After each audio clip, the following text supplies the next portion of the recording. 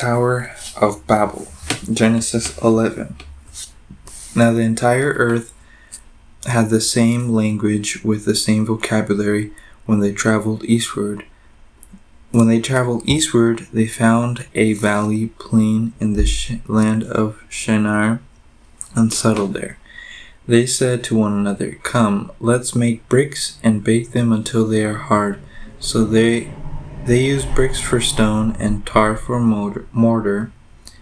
Then they said, "Come, let's build ourselves a city with a tower whose top reaches into heaven. So let's make a name for ourselves, or else we will be scattered over the face of the whole land." Then Adonai came down to see the city and the tower that the sons of man had built. Adonai said, "Look, the people are one, and all of them have the same language. So this is what they have begun to do. Now nothing they plan to do will be impossible. Come, let us go down and confuse their language, their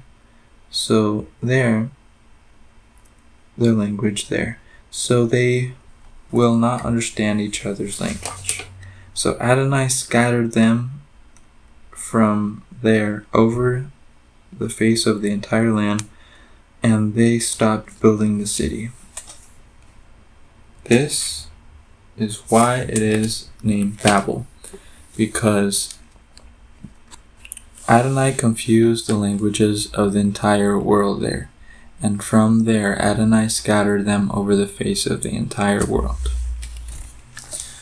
From Shem to Abram.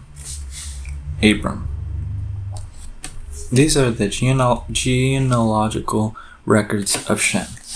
Shem was 100 years old when he fathered Arpachshad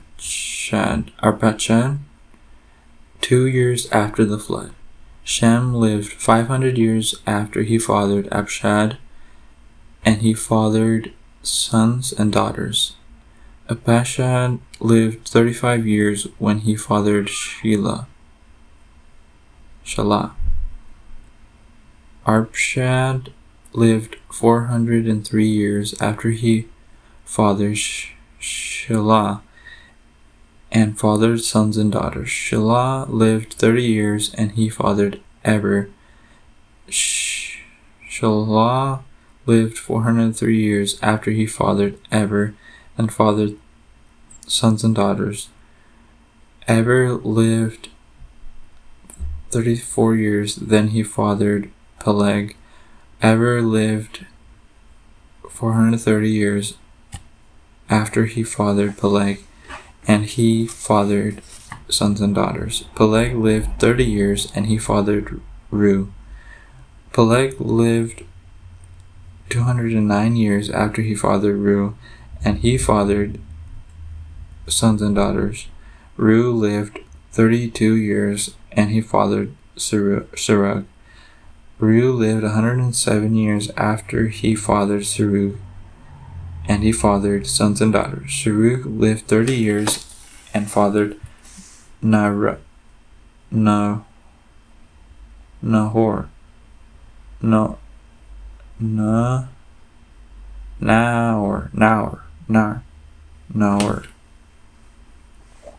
Serug lived fathered Nahor.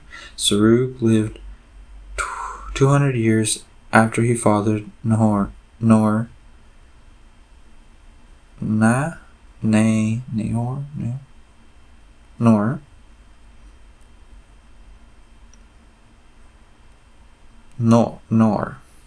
and he fathered sons and daughters. Nor lived 29 years and he fathered Terah.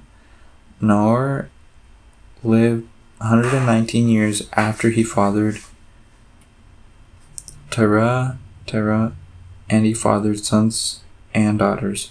Terah lived 170 years when he fathered Abram, Nahor, and Haran.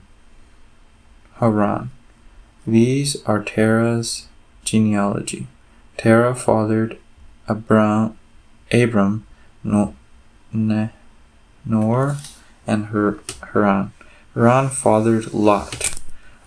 Haran died before Terah his father in the land of his birth in Ur of the Chaldeans. Abram and Nor took wives for themselves. The name of Abram's wife was Sarai, and the name of Nor's wife was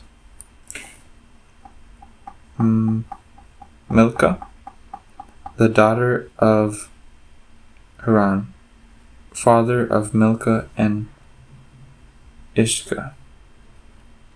Sarai was barren. She did not have a child.